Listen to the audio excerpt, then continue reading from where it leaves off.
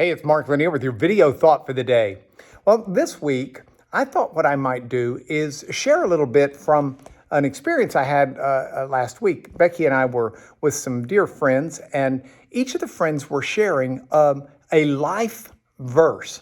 That means a verse from the Bible that really speaks to them, that drives them to live with purpose and to really focus in on what God has planned for them.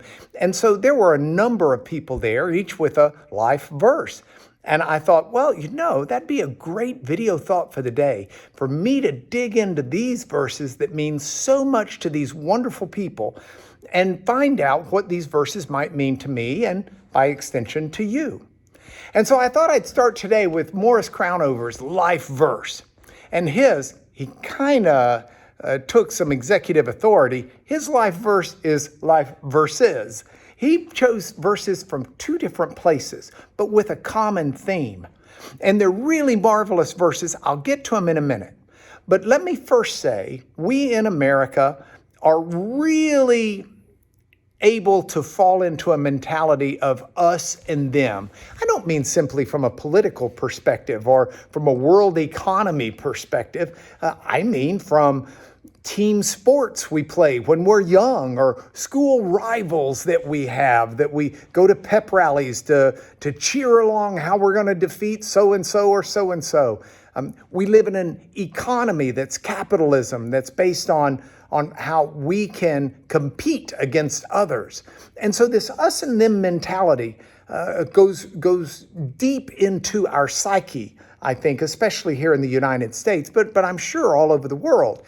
And these verses kind of hold that mentality in check, at least when it comes to things of God.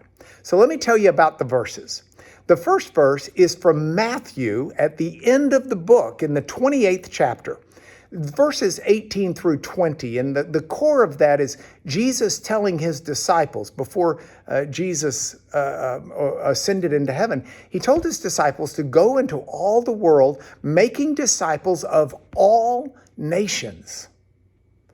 Now, the second life verse that Morris chose is one that goes with that passage, and it's Revelation 7, 9, and 10. Now, if you're saying, wait a minute, Matthew is a gospel that talks about the life of Christ. Revelation is a book of prophecy, a book that talks about what life is like until the return of Jesus and after the return of Jesus, the apocalypse, if you will.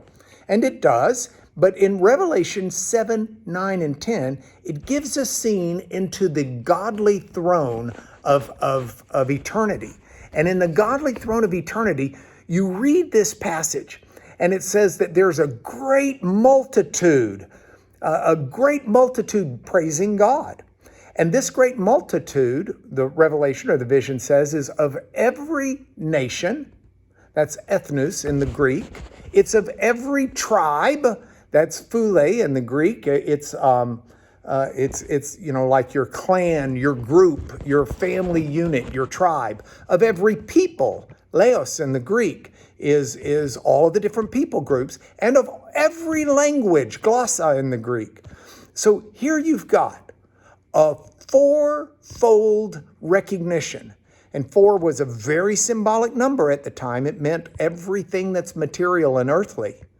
And so you've got 4, a very symbolic number for all the earth in itself.